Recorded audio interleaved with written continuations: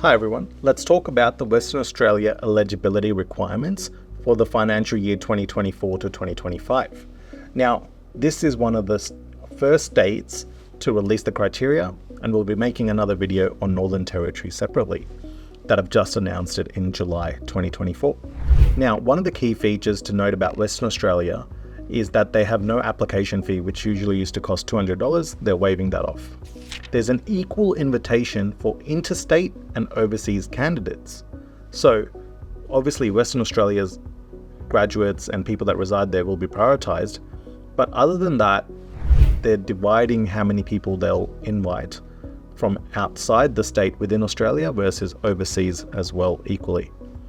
They're going to prioritize invitations for candidates with an occupation in a Western Australia industry sector with a critical demand for skilled workers, reduce employment requirements for candidates invited through a Western Australia building construction industry sector, and additional employment contracts for general stream WASMOL Schedule 1 is required. So make sure you have an employment contract agreement if you're going to apply for that stream. Now, we know that there's two streams generally. It's the graduates versus the general, and then within general you've got Schedule 1 and Schedule 2 under the WASMOL. So what you need to go through is the eligibility criteria. We'll have that up on the screen and provide a link in our description below. But you need to make sure you meet the subclass 190 criteria for the state, as well as the Department of Home Affairs, obviously, that will be assessing the application. Now, you should have a nominated occupation within the relevant list. You should meet the minimum English requirements, at least 1 year Australian or 1 year overseas work experience in the nominated or closely related occupation. Full-time employment contract in Western Australia is required, again, only for occupations in WASMOL. So be careful with what you're applying for. Each of the visas within the subclass 190, 491 have a table which outlines exactly which requirement needs to be met for each of those subclasses and each of those streams within those subclasses. So we highly recommend going through that table provided in that link. Now, stream-specific requirements you can also go over. Again, this is a lot to cover within one video, but we're going to try and get through as much as we can. So make sure you for WASMOL 1, Schedule 1, you check the occupation list, and the eligible occupations will have their own criteria for it.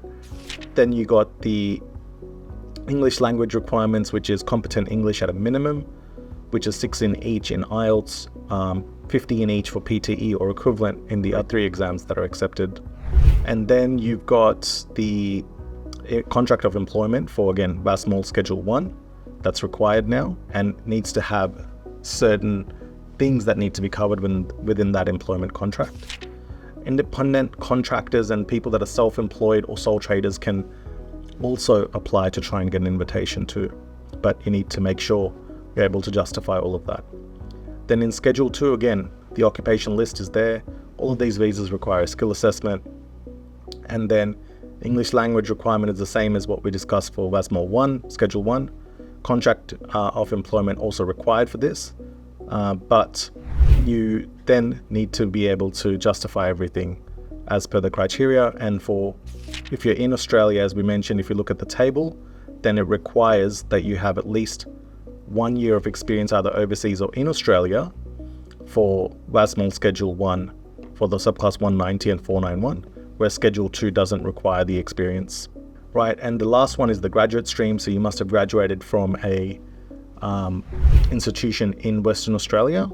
And if that's the case, obviously you're going to be prioritized as well. So that's important to note when maybe when you're initially planning your pathway to study in Australia. Again, competent English is required.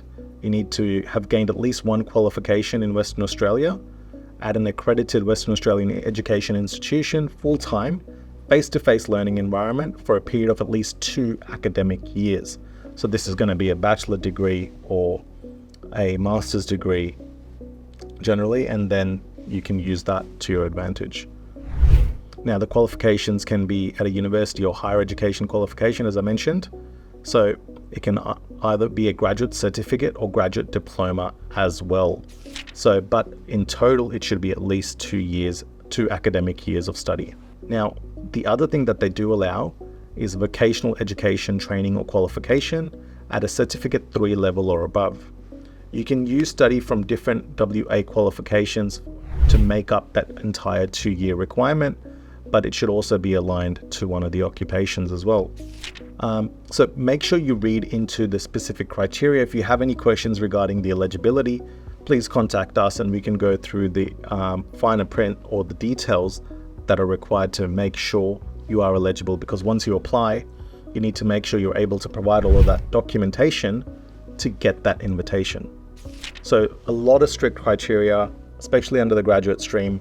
Make sure all the requirements and the criteria are met before you lodge an application, otherwise it can still be knocked back. If you have any questions, please contact us at MCA.